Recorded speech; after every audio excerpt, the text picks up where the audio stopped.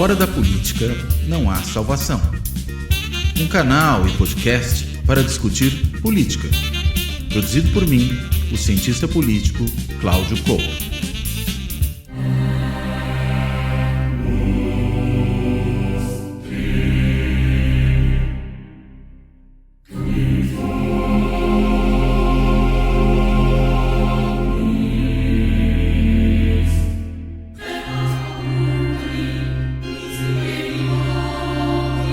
Olá, este Fora da Política Não Há Salvação vai tratar dessa última manifestação bolsonarista que ocorreu na Avenida Paulista, com a presença não só de Bolsonaro, mas de várias das celebridades, podemos assim dizer, do campo bolsonarista. O pastor Silas Malafaia, que foi inclusive o organizador do evento, um dos conclamadores, embora o próprio Bolsonaro tenha ele mesmo feito uma convocação para o evento no sentido de se defender, sob a alegação de que na realidade seria uma defesa do Estado Democrático de Direito, mas estavam ali também numa espécie de teste de fidelidade do Bolsonaro, também governadores de estado, como Caiado, como o governador Tarcísio de Freitas de São Paulo, que inclusive discursou, Caiado não chegou a discursar, estava o governador de Santa Catarina, enfim, estavam ali deputados, Nicolas Ferreira, deputado mais votado do país em Minas Gerais, que também fez um longo discurso, a primeira-dama, ex-primeira-dama, Michele Bolsonaro, que fez um discurso de um tom religioso tremendamente carregado, falando aí contra a ideia de Estado laico, da separação entre religião e política, entre religião e Estado, que na verdade isso teria sido um erro, porque afinal de contas com isso o mal graçou pelo país. Aliás, uma coisa que tem muito a ver com o discurso que ela fez ainda durante a campanha,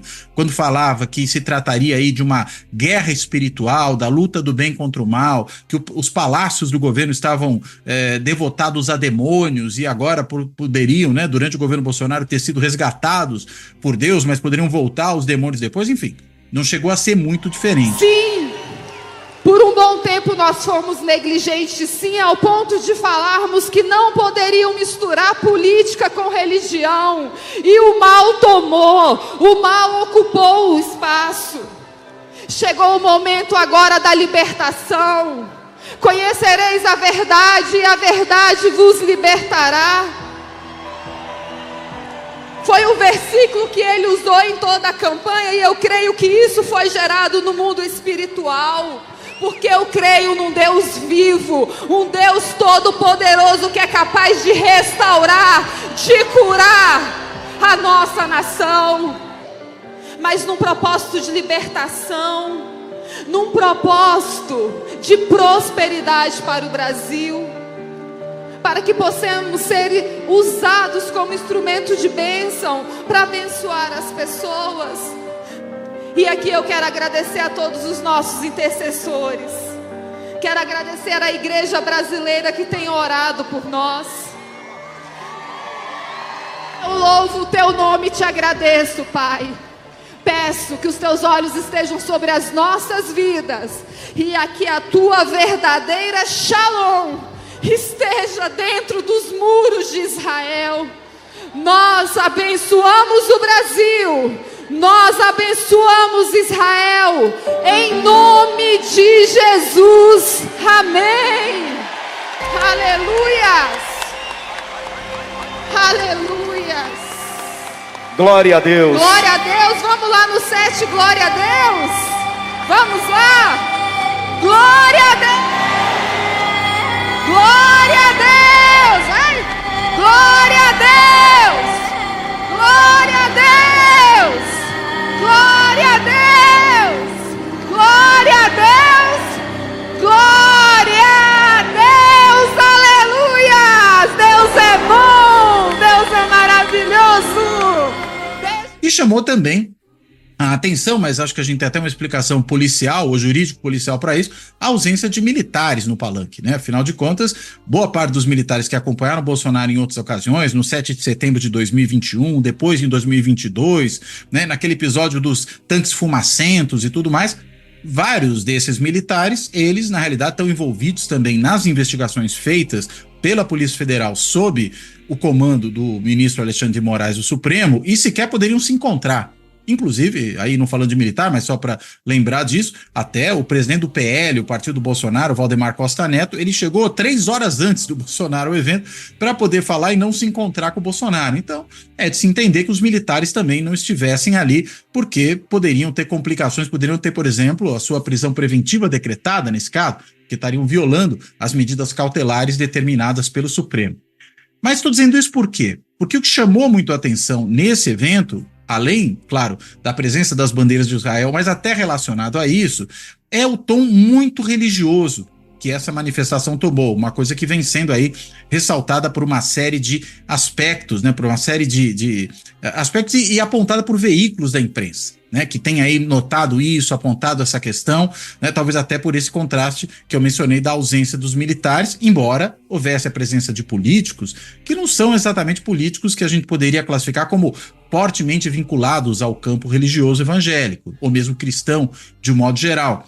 O próprio Tarcísio de Freitas nunca assumiu exatamente esse discurso, o governador Caiado também não.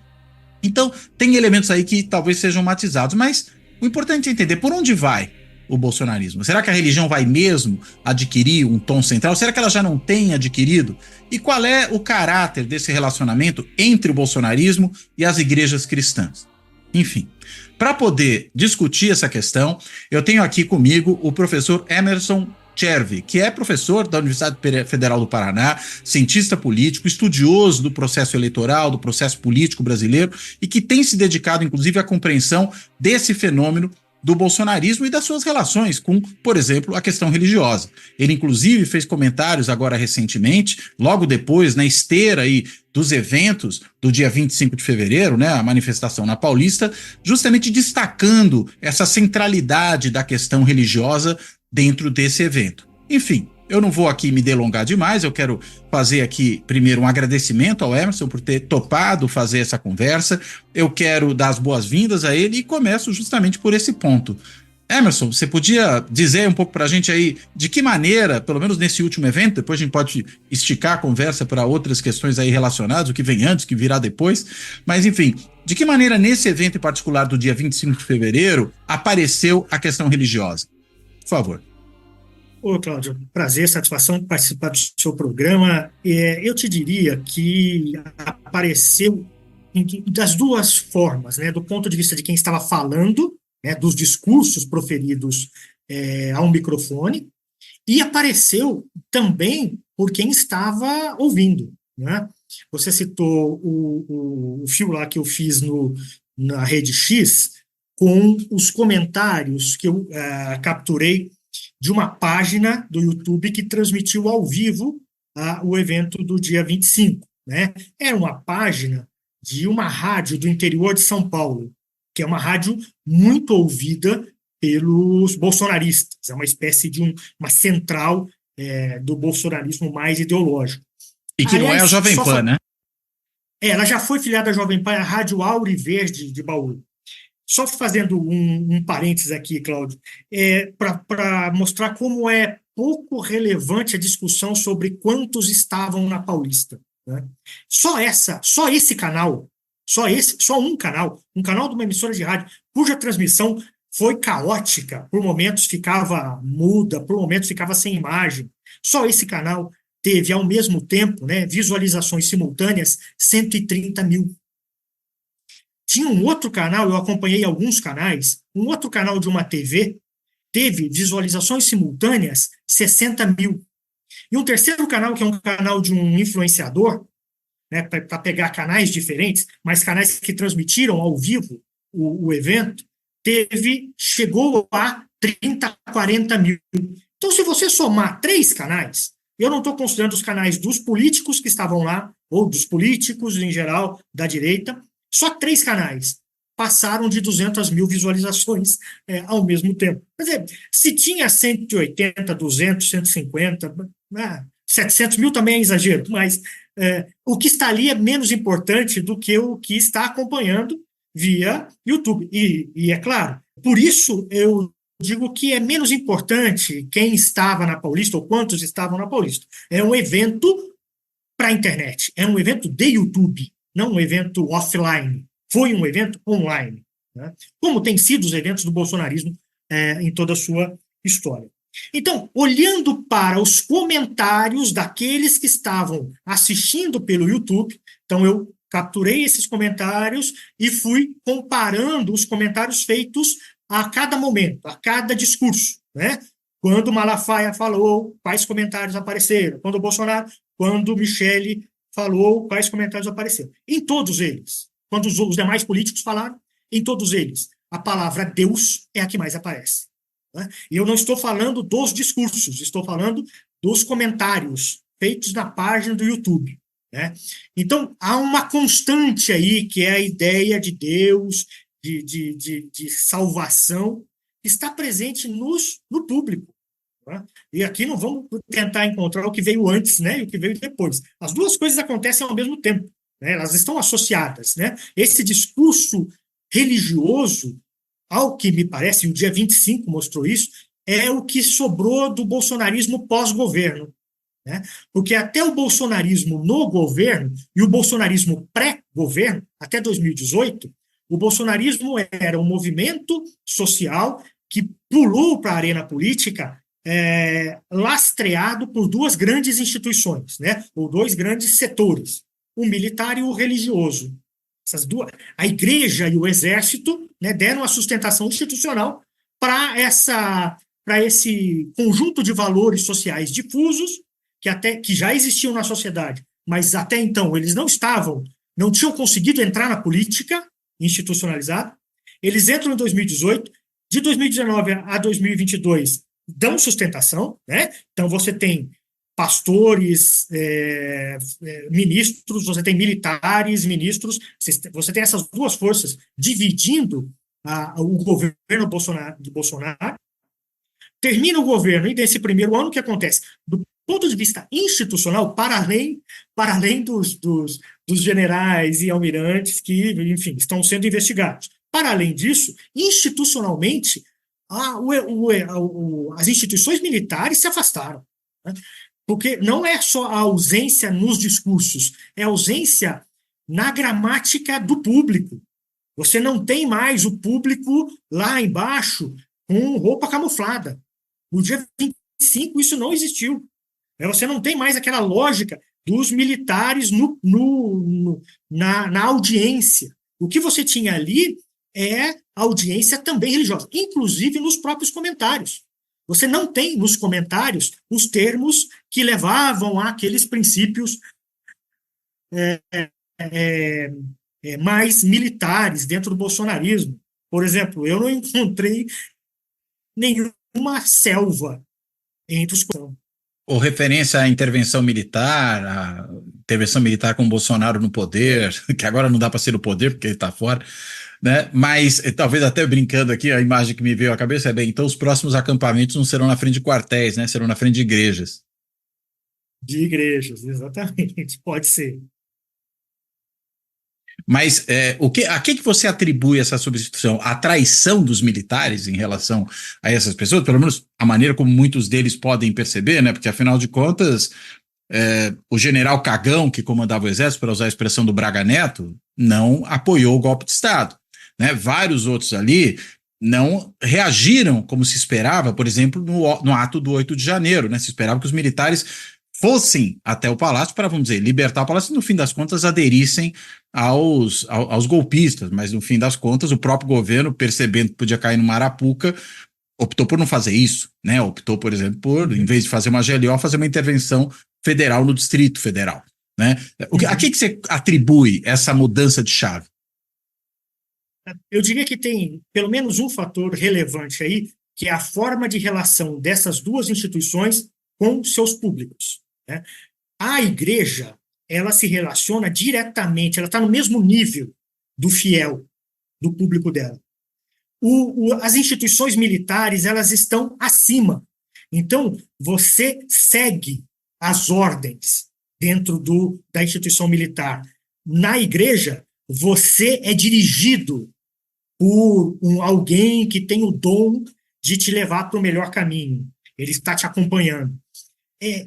Ainda que, do ponto de vista das bases militares, não creio que tenha havido grande mudança, né? Porque, como eu disse antes, o bolsonarismo não é um movimento político.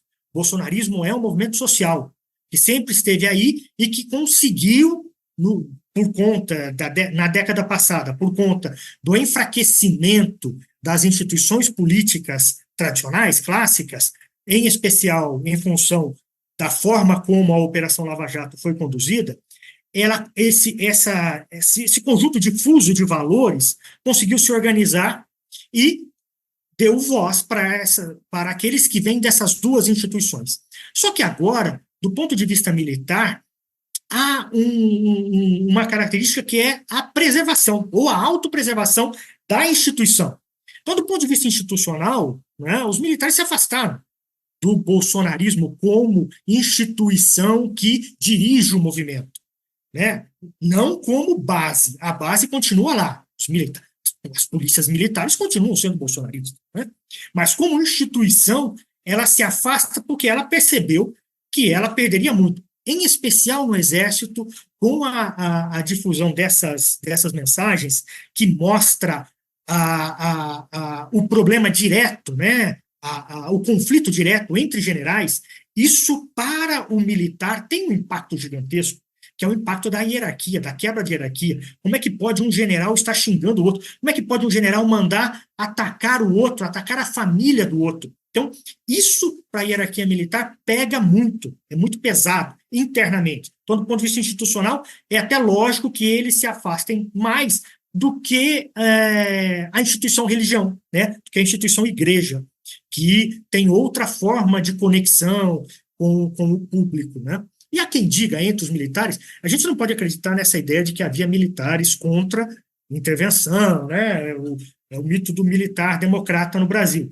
Mas há quem diga que não é uma unanimidade o Bolsonaro entre militares. Não porque esses militares que não gostam dele sejam mais democratas ou sejam democratas. Eles não gostam do Bolsonaro justamente pelo perfil e pela trajetória militar que ele teve lá no passado, né?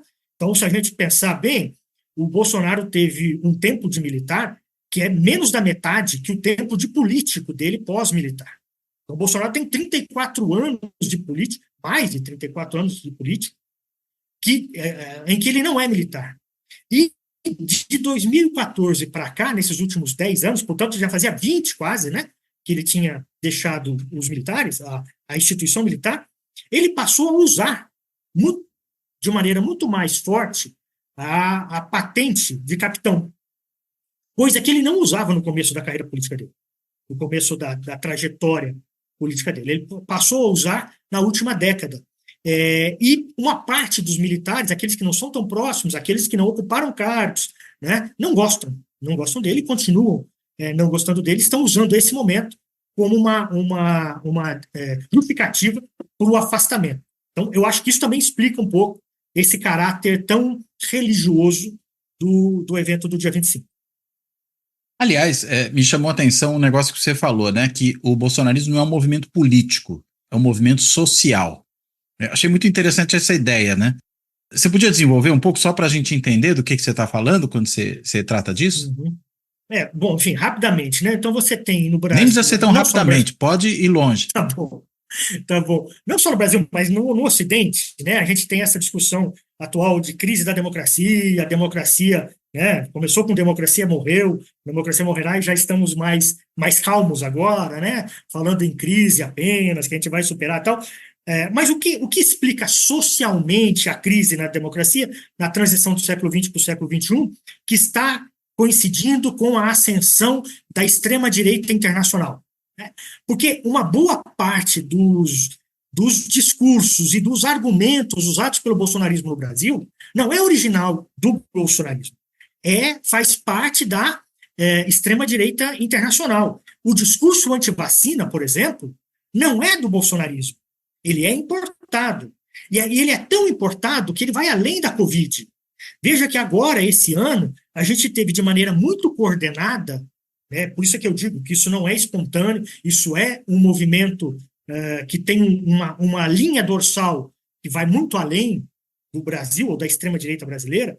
Nós tivemos 2 governadores no início do ano letivo dois governadores, o de Santa Catarina e o de Minas Gerais. O de Minas Gerais teve mais impacto, mas o de Santa Catarina tomou, naquele momento, a mesma medida, dizer que não obrigaria a tomar a vacina da Covid.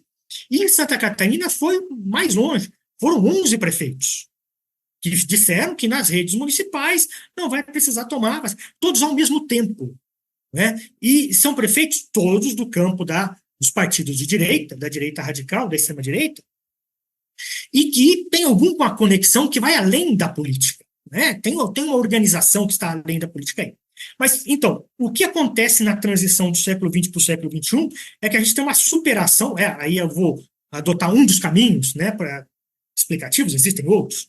A gente tem uma superação do embate político, da divisão da sociedade que nós tínhamos no século XX, que era a divisão em termos materiais. Era uma disputa material. Classe social importava, né? Então, a distribuição dos bens materiais é que fazia com que alguns fossem mais pró-capitalista, outros fossem mais pró-socialismo, mais comunistas, né?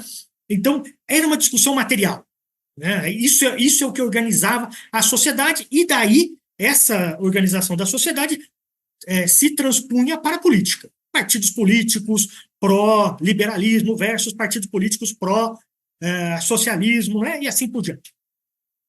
O que acontece no século XXI, no início do século XXI, é que nós temos uma superação dessa forma de divisão do debate público, do debate político, que passa a ser pós-material, né? E aí passamos a ter o que no Brasil ficou conhecido como identitarismo, né? Ou os identitarismos, que vão organizar o debate. Então, valores como o respeito ao direito de minorias supera a discussão sobre classe social, transpassa as classes sociais, né? E essa discussão sobre direitos das minorias acaba entrando no debate político e se institucionalizando via leis, via novas regras, né? Alguns exemplos do que aconteceu no Brasil no início do século XXI, nas 2 décadas que antecederam o bolsonarismo. E, portanto, nas 2 décadas em que havia um movimento social organizado pró-valoração das minorias. Então, nós tivemos, por exemplo, direitos civis para casais do mesmo sexo. Depois, a lei que criminaliza a homofobia, né? Tivemos várias e várias leis cada vez mais rígidas para combater a violência doméstica, né? Lei Maria da Penha e muitas outras. A institucionalização do combate à violência doméstica com setores especializados da polícia para atender mulheres vítimas de violência ou vítimas de estupro, violência sexual.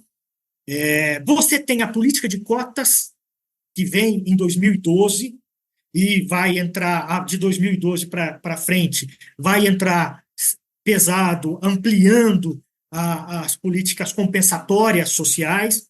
Então, Cláudio, a gente tem, ao longo de uma década, ou pelo menos uma década e meia, um conjunto de valores sociais que vão numa direção, digamos assim, na direção progressista, que incorporam não só valores à política, mas também bens, né? As políticas sociais compensatórias distribuem bens sociais, bens públicos. E isso, para uma parte da sociedade, é uma afronta.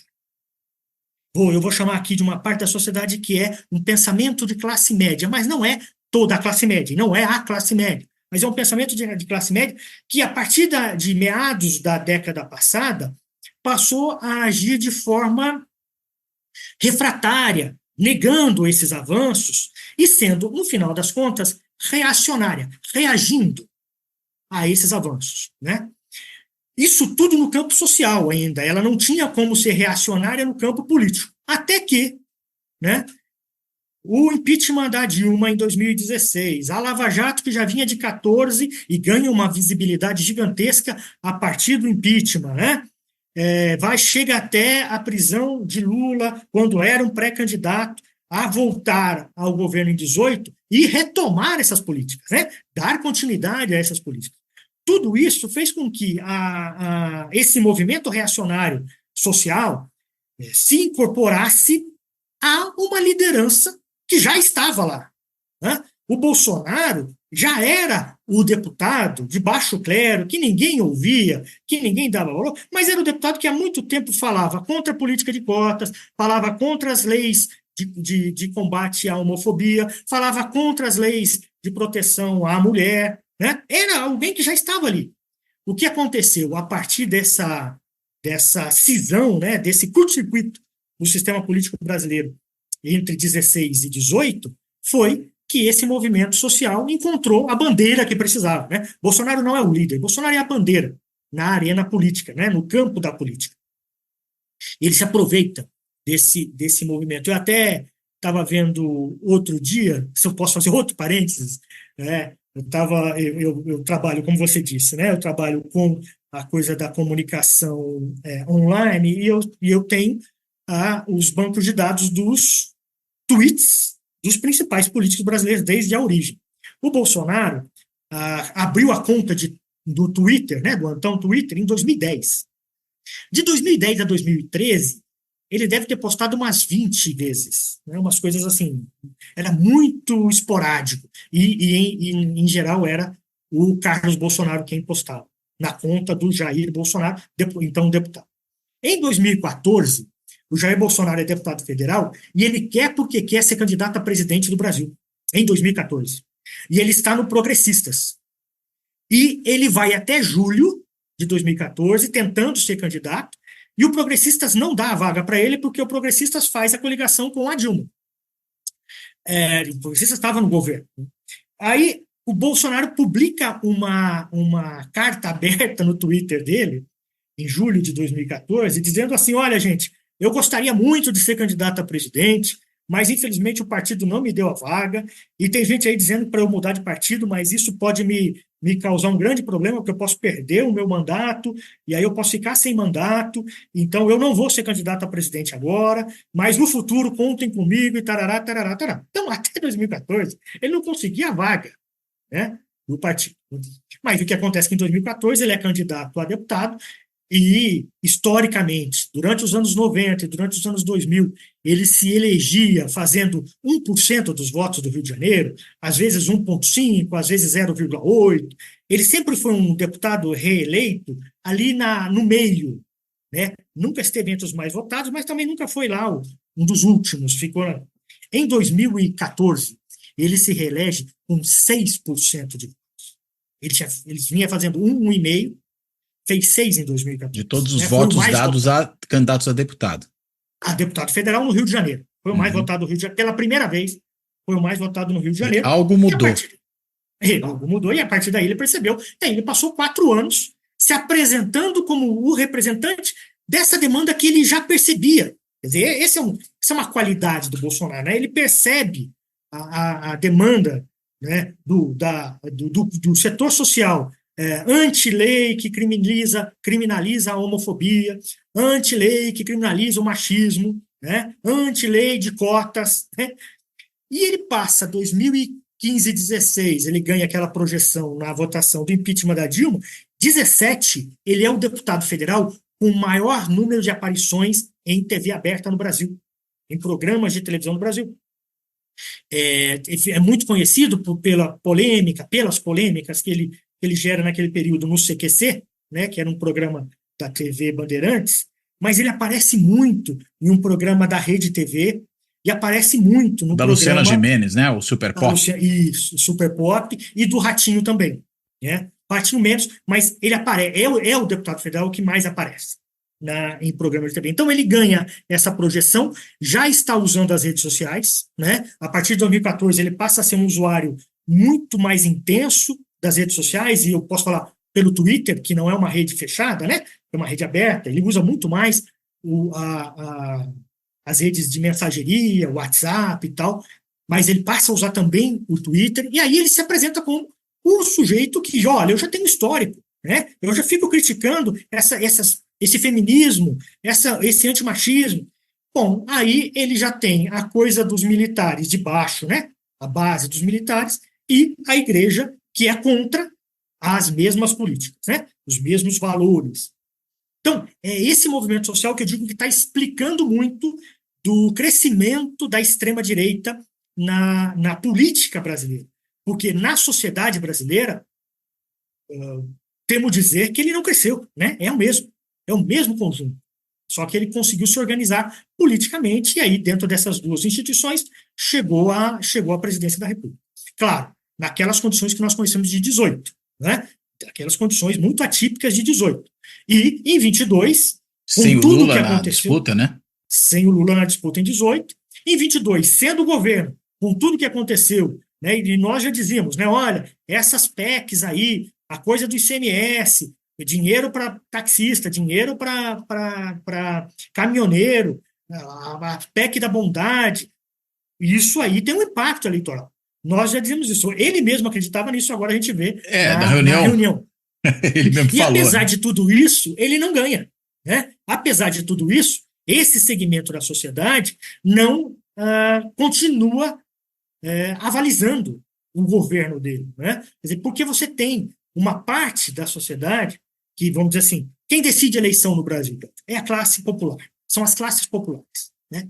E classes populares têm uma ideia equivocada no Brasil, que classes populares são governistas. Elas não são governistas, elas retribuem. Aquela ideia do qualunquismo, né? Isso. Mas elas, na verdade, elas retribuem. Se o governo for bem, elas vão retribuir dando continuidade. Se o governo for mal, elas não vão retribuir com a continuidade. E o que aconteceu na eleição de 22 foi que as classes populares, essas se moveram. Essas tinham apoiado em 18 e deixaram de apoiar em 22. A classe média, essa classe ideologicamente mais próxima, essa continuou lá. Mas classe média não ganha eleição no Brasil. E o PT descobriu isso já nos anos 90, quando a classe média votava no Lula e o Lula perdia.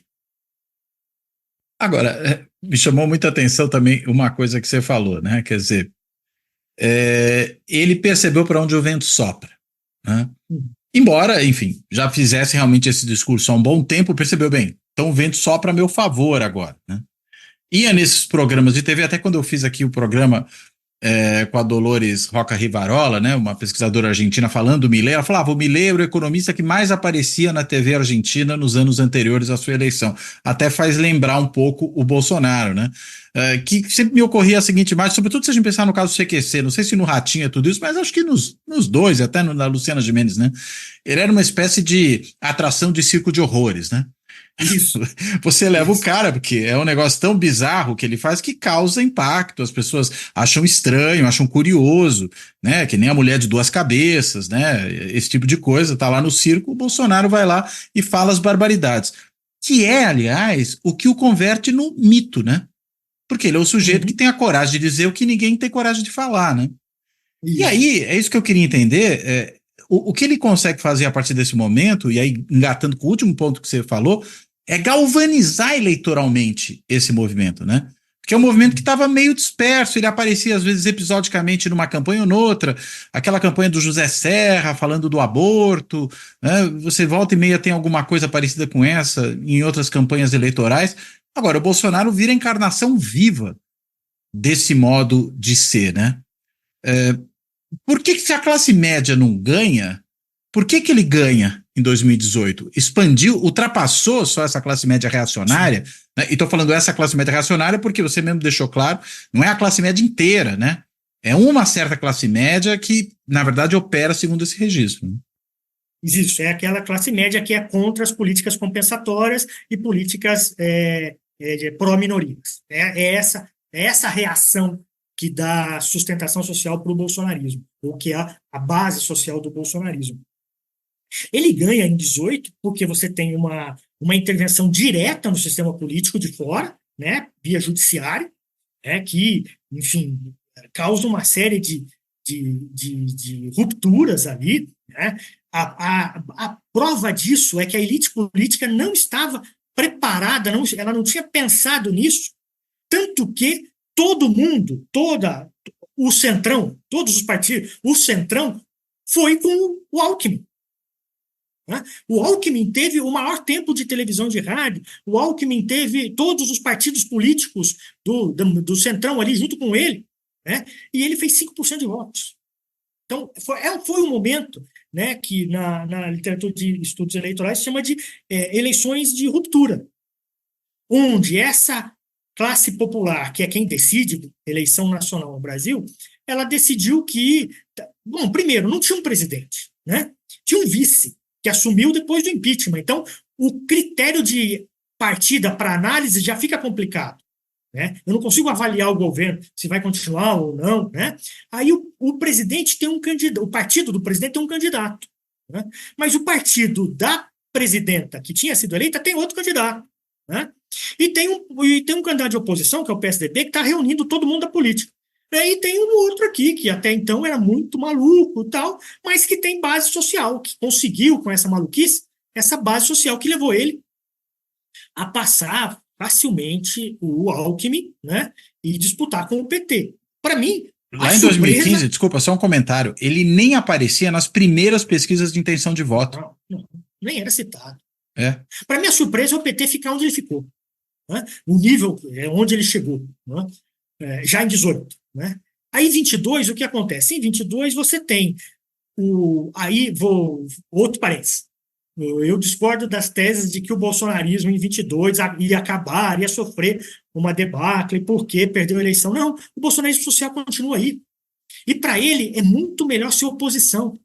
Porque ser oposição implica em obter apoio de quem está descontente com o governo. Ser governo implica em fazer um bom governo para não perder seus apoiadores. Então, o bolsonarismo ele tem uma vida muito mais fácil quando ele é oposição, né?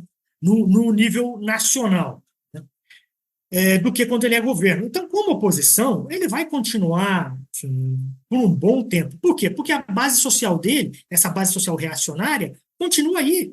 Né? Ou a gente viu diminuir, né, a homofobia, a aporofobia. Não diminuiu, pelo contrário, né? Ela tende até a aumentar. Então ele vai continuar aí, enquanto tiver visibilidade. E hoje, e esses movimentos da extrema direita internacional, eles sabem usar os meios online de comunicação. Né? As redes sociais online são internacionalmente dirigidas. Né? A forma como usar, quando usar, quais são as lideranças que estão despontando e que merecem apoio, estrutura. Isso não é espontâneo. Isso é muito bem estruturado. Aqui, Milley, Trump, né? O Milley, você citou o Milley. O Milley teve um programa de rádio dele, semanal, antes de ser deputado, antes de ser eleito deputado. Então ele tinha uma visibilidade, além de aparecer nos programas de auditório lá e fazer aquelas coisas que a gente sabe que ele fazia, como que o Bolsonaro fazia e dizia aqui, né? Mano, tem que matar o Fernando Henrique Cardoso. Então, enfim, isso acaba dando espaço para quem está descontente com o governo. Agora, quando você entra no governo, você tem que dar resposta. E o governo Bolsonaro não conseguiu dar as respostas para manter um mínimo, né, de apoio para se reeleger. Aliás, eu queria exatamente entrar nisso, né? Chamou muita atenção, você até fala disso no texto seu, né? Não é um governo preocupado, e eu tenho também trabalhado muito em cima desse tema, por isso que é uma coisa que eu queria realmente explorar contigo. Não é um governo preocupado com políticas públicas, né? Eu tenho chamado esse negócio de governo-movimento. Ele está muito mais ocupado na prática de ativar essa base social o tempo inteiro e mobilizar essa base social afetivamente, identitariamente, nas suas crenças, do que propriamente entregar políticas públicas. Claro, você pega o último ano de governo, teve aquele mar de dinheiro da PEC da bondade, que ele mesmo reconheceu, a gente já falou disso aqui hoje, mas quando você pega o governo como um todo, não é um governo de realizações, agora é um governo de mobilização constante, tanto que ele abdica, inclusive, do papel de decidir boa parte das agendas de políticas públicas e delega ao Congresso, que vai, por exemplo, tomar conta do orçamento. Se ocupa muito mais de destruir áreas estruturadas de políticas públicas do que propriamente de substituí-las ou transformá-las, ou coisa desse tipo. Como é que esse governo, mesmo tão desastroso, tudo bem, a gente pode discutir se era ou não suficiente para ele se reeleger, mas ainda assim é tão bem sucedido em manter essa base, vamos lá, de 1/3 aproximadamente do eleitorado, que em todas as pesquisas de opinião vinha e dizia, estamos com o Bolsonaro, apoiamos o governo, achamos o governo bom e ótimo, aprovamos a sua gestão, né? Muitos ali, sei lá, 15% diziam, acreditamos em tudo que ele fala. Da onde vem isso, então? É dessa coisa da mobilização com base nessas crenças reacionárias que estão arraigadas? É isso? Do ponto de vista do ponto de partida social. E aí não precisa de com governo, certeza. de certa maneira, né? É. Porque você falou, é mais confortável estar na oposição. Mas se estiver no governo, parece que também tanto faz. Isso que você falou é interessante. Foi um governo de desconstrução de políticas públicas. Se você pegar as áreas da saúde e educação, foram desconstruções, inclusive ditas pelo próprio Bolsonaro enquanto presidente, né? Ele disse, eu queria dar um cavalinho de pau no Ministério da Educação, eu não posso, porque aquilo é um porta-aviões, é difícil você mudar de uma hora para outra. Ele queria mudar, queria ter continuado a desconstruir as políticas que existiam lá. Na área da saúde, a mesma coisa. Só tem uma exceção, Cláudio. Bolsa Família. Bolsa Família, que era. Mas até aí ele fez pública. bagunça, né? Porque ele desestruturou todo o cadastro único da assistência social, né? Exato. Mas o ponto de vista da bandeira, a bandeira Bolsa Família, sempre foi criticada pelo reacionarismo. Né? Não pode ter Bolsa Família, está querendo comprar votos, precisa ensinar a pescar, não dá o peixe. Quando o reacionarismo chega ao governo, o Bolsonaro percebe que ele não pode acabar com aquilo, porque aquilo é um ponto de contato direto com as classes populares. Né? Vem a pandemia, tem uma oportunidade de ampliar, né? E depois da pandemia, ele amplia ainda mais. A média do Bolsa Família no final da Dilma era de R$190. No final do Bolsonaro foi de 600. A gente tem uma inflação, mas não se compara. Então, esse argumento de que é preciso acabar com o Bolsa Família desapareceu. Né? Não existe mais entre os reacionários. É a única política pública que não existe mais. Claro que durante o governo Bolsonaro se foi transformado de uma política pública de Estado para uma política pública de governo, que tinha a finalidade de atender determinados públicos quando o público era mais interessante para o líder político local, mais próximo ao governo. Acabou com o cadastro único, né? Gerou uma série de problemas, inclusive com fraude, né? Porque quando as pessoas perceberam que elas não tinham mais fiscalização, é óbvio, o que elas fizeram? Foram lá e duplicaram. Uma correção agora nas fraudes gerou uma economia no Ministério da Assistência Social, se eu não estou enganado com os números agora, de 6 a 7 bilhões de reais. Só por causa de fraude. E quando vem o Lula, ele passa de 600 para 900, mais ou menos. Né? Mesmo aumentando.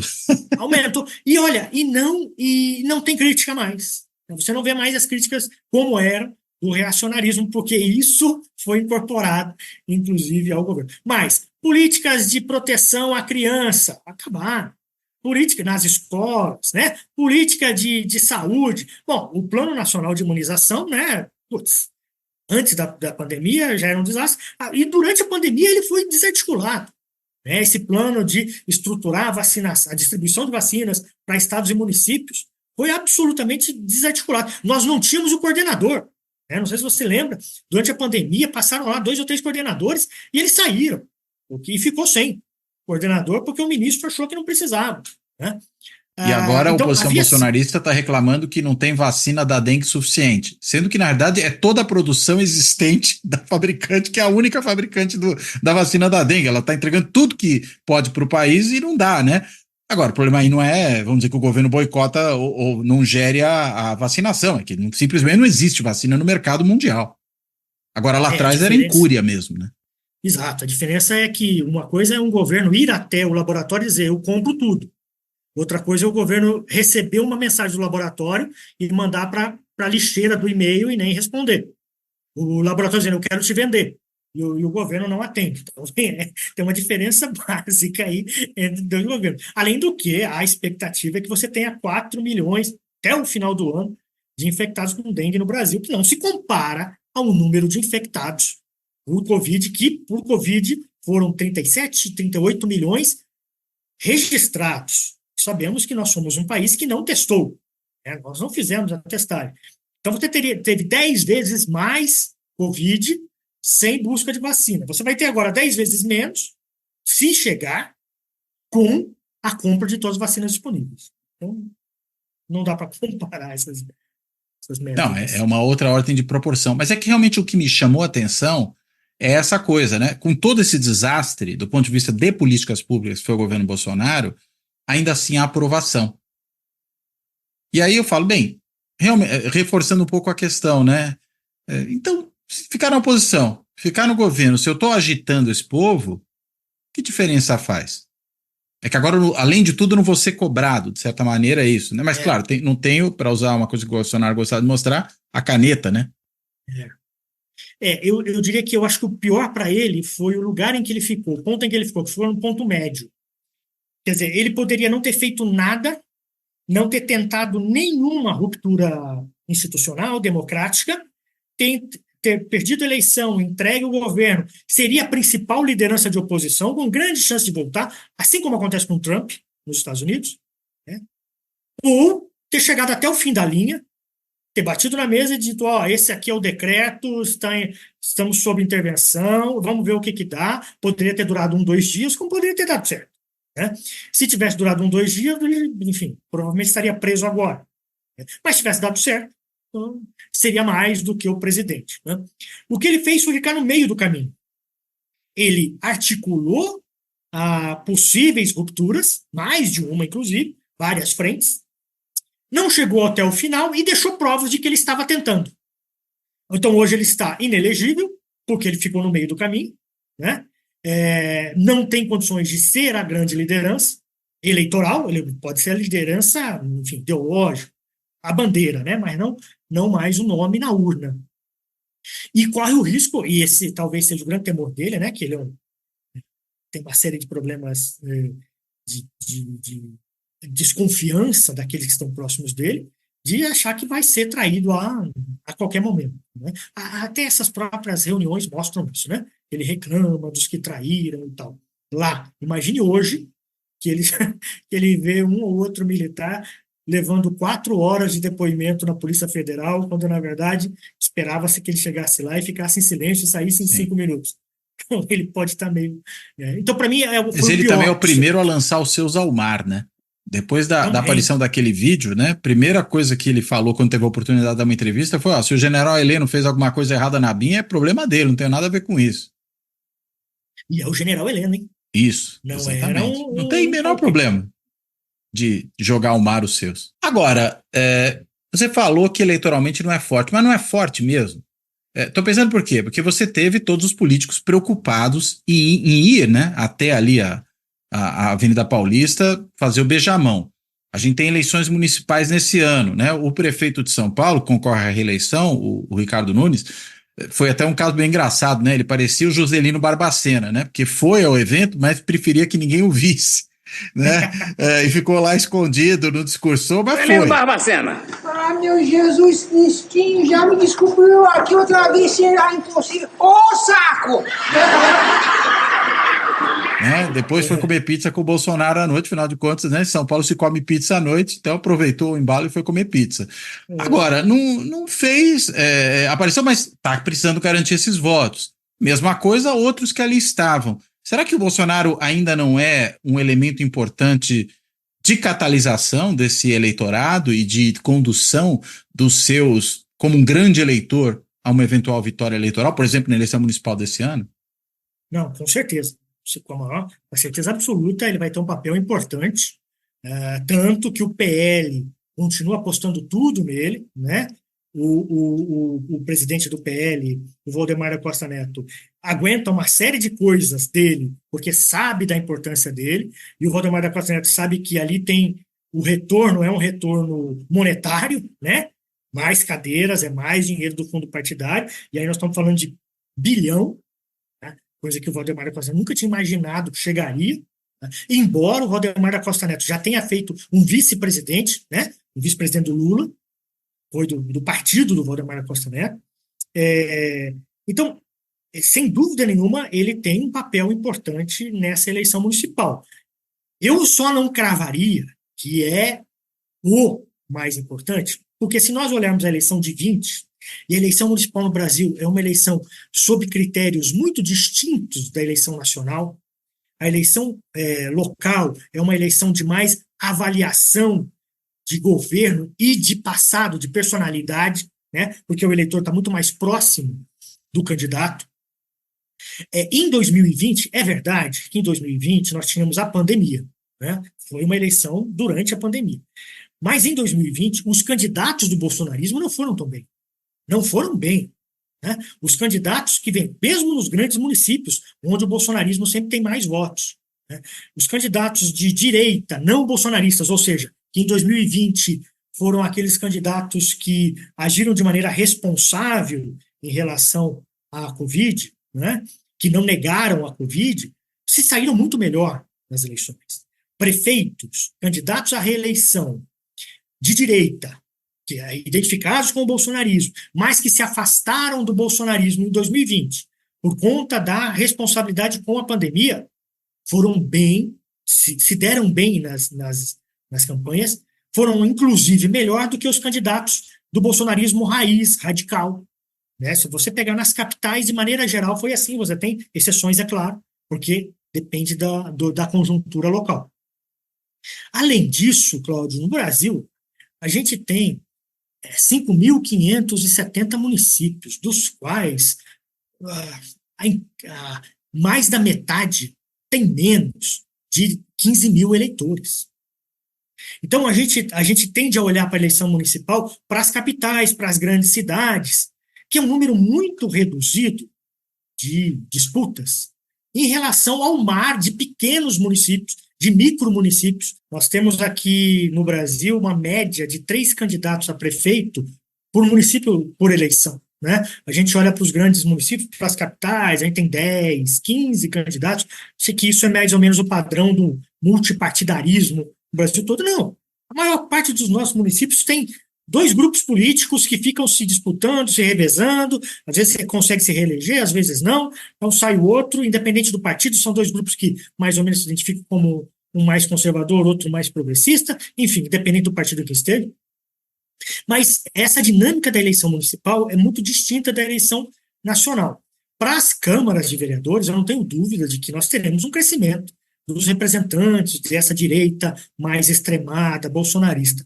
Mas eu penso que, se nós pegarmos o que aconteceu em 2020, ainda que tenha o problema da pandemia, não foi tão bem sucedido assim. Até porque, né, Cláudio, para a prefeitura você precisa ter quadros. Né? O candidato a prefeito, em geral no Brasil, ele perde 1, perde 2, perde 3, é eleito lá na 4ª, lá na 3ª. Né? É o cara que sempre...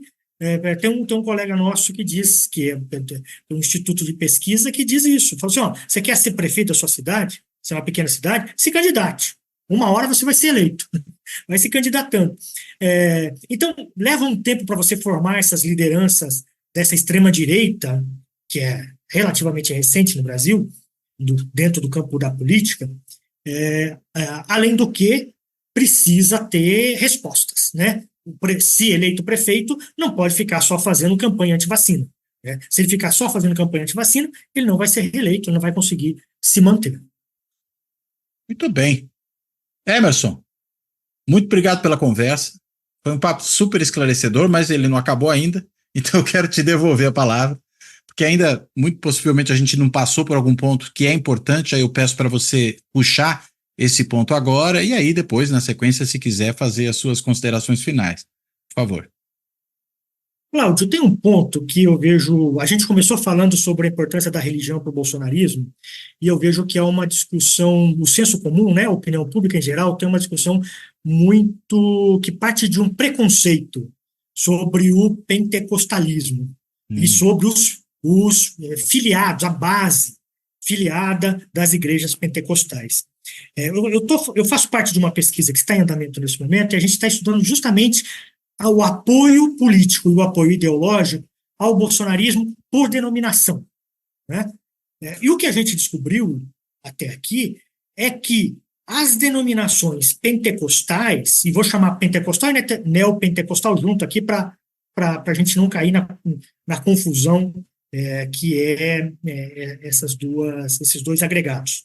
Então, a proximidade ideológica é muito maior ao bolsonarismo por parte de eleitores que se dizem integrantes de denominações tradicionais, né, evangélicas tradicionais, do que pentecostais. É claro que, do ponto de vista eleitoral, As igrejas pentecostais têm uma parcela muito maior de pessoas. Então, do ponto de vista eleitoral, mesmo que você tenha uma minoria ali, ela vai ser mais importante porque ela tem um número maior, né?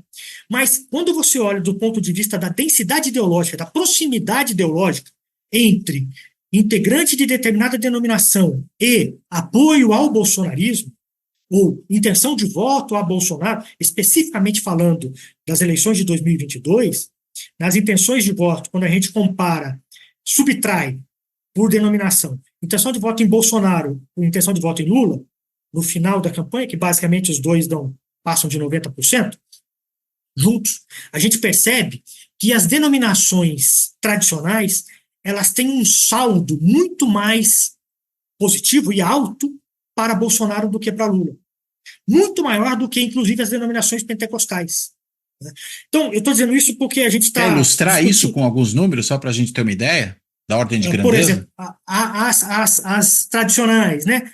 Presbiteriana, batista, outras que aparecem com... Anglicana. A anglicana, o saldo chega a quase 80%, 80 pontos percentuais. Ou seja, diferença entre voto para Bolsonaro e voto para Lula. Isso, pró-Bolsonaro.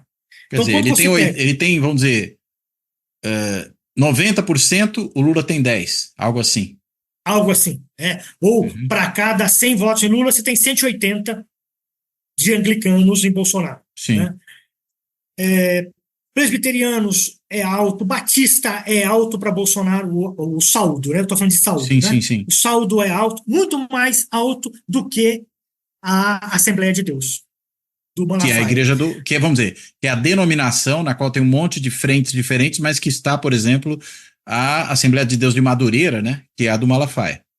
Exatamente. Né? A Assembleia de Deus dos eleitores que se identificam com a Assembleia de Deus em 2022, você tinha um saldo pró-Bolsonaro de 27 pontos percentuais.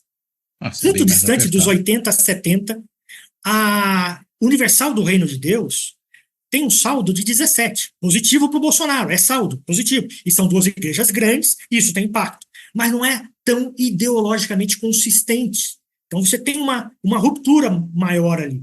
E existem igrejas, denominações neopentecostais, que têm saldo positivo para Lula em 22. Né? Que são as igrejas com uma característica mais popular. São as igrejas mais classes populares. Tipo né? Igreja Mundial do Poder de Deus, do Valdomiro Santiago. Inclusive a do Valdomiro Santiago, você tem um saldo positivo para o Lula maior que o catolicismo.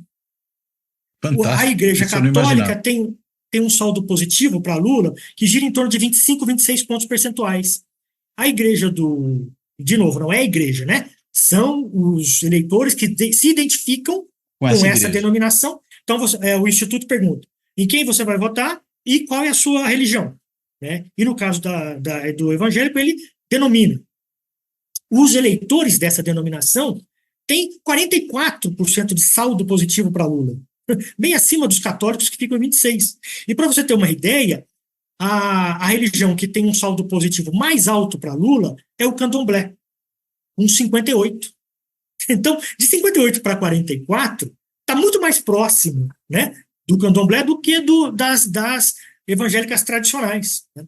Mas é claro, as evangélicas elas têm sim uma tendência pró-Bolsonaro, porém não há essa consistência ideológica tão forte como aparenta quando a gente olha para as lideranças.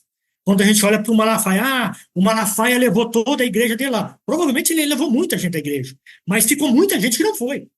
Porque as pentecostais não são tão consistentemente bolsonaristas quanto são as tradicionais. Mas, do ponto de vista eleitoral, o impacto das pentecostais é muito alto, porque elas têm muito mais pessoas nelas do que as tradicionais. Né? E aí o recorte que explica isso é classe social. Quer dizer, pobre vota no Lula, quem não é tão pobre vota no Bolsonaro, digamos assim. Isso, classes populares. Mas em 18, essas classes populares votaram em Bolsonaro. Elas deixaram de votar em 22 porque o governo Bolsonaro não deu resposta às demandas delas. Quer dizer, talvez As olhem classes mais para a populares. coisa das políticas públicas do que os outros setores da sociedade. Sem dúvida, porque elas são atingidas diretamente, né? Elas são atingidas não só pelo Bolsa Família, mas pela merenda na escola, né?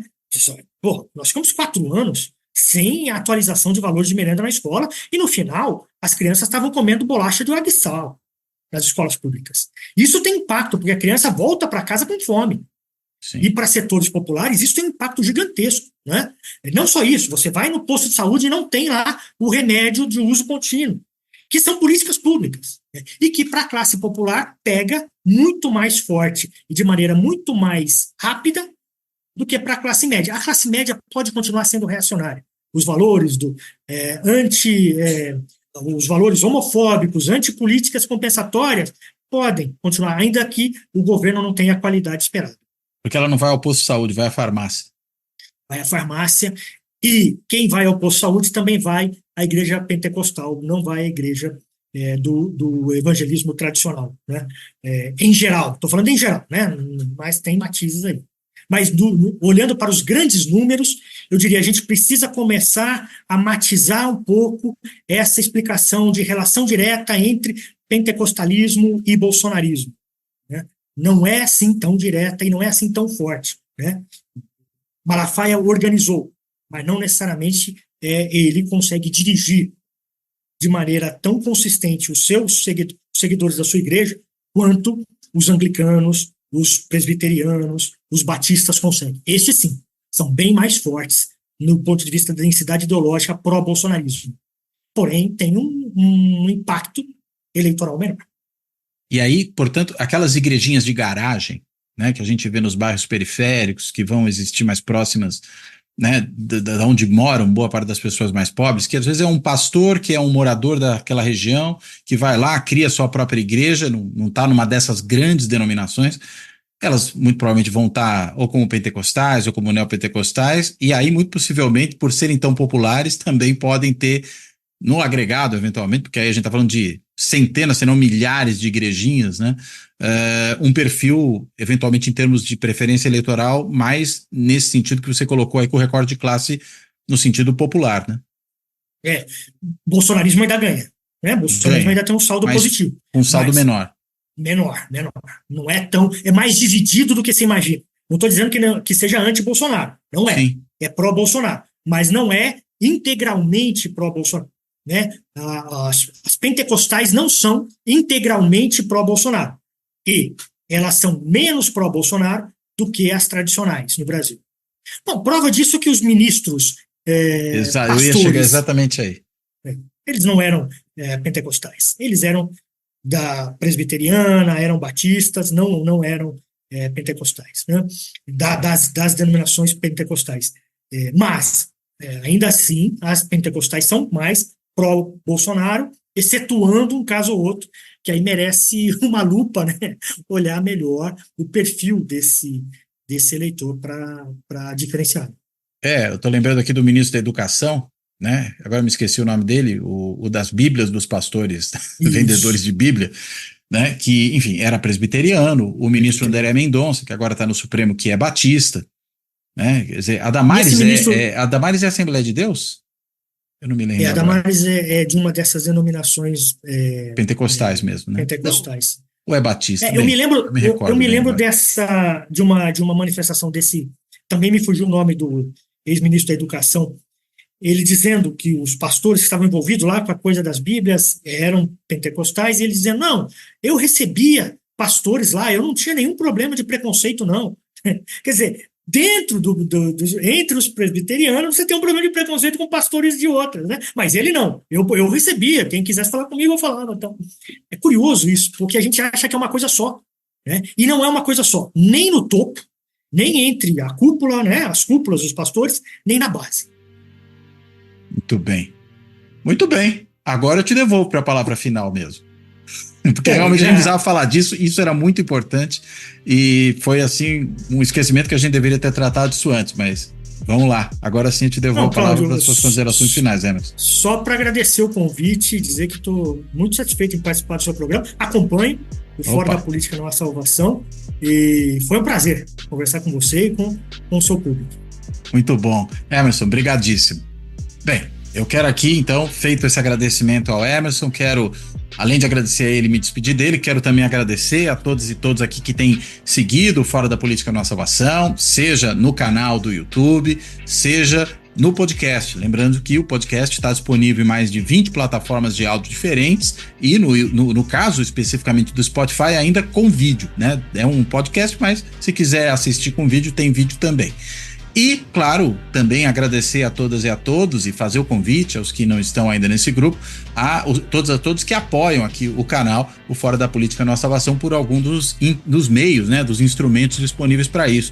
Desde aquele mais simples ali do botãozinho, do coraçãozinho do Valeu Demais, que fica embaixo do vídeo e que permite que você faça uma contribuição pontual aqui para o projeto do canal, seja se tornando membro do canal, e aí basta se inscrever por intermédio do Clube dos Canais do YouTube, e aí você pode fazer uma contribuição continuada, e tem lá vários níveis possíveis para essa contribuição, a pessoa escolhe aí por quanto quer contribuir, ou ainda, de forma parecida, fazendo uma assinatura simbólica no site de financiamento coletivo benfeitoria.com, e aí basta digitar o endereço benfeitoria.com/apoio Fora da Política Não Há Salvação, ou ainda, por fim, o método mais simples de todos, que é um Pix, né? Se quiser fazer um Pix, é só usar o e-mail de contato do canal, que é contato@fora da política não há salvação.info, e para quem quiser mandar uma mensagem é o mesmo, contato@fora da política não há salvação.info. Bem, então, dito isso, eu quero aqui reforçar meu agradecimento ao Emerson por essa ótima conversa, me despedir dele, me despedir de todo mundo. Até a próxima.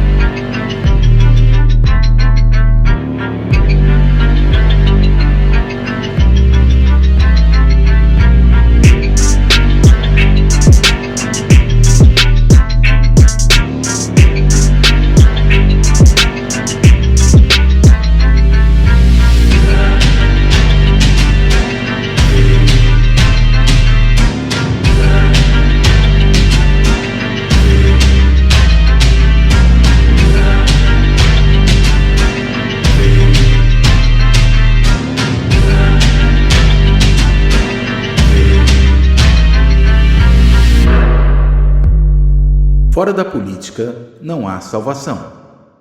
Um canal e podcast para discutir política. Produzido por mim, o cientista político Cláudio Couto.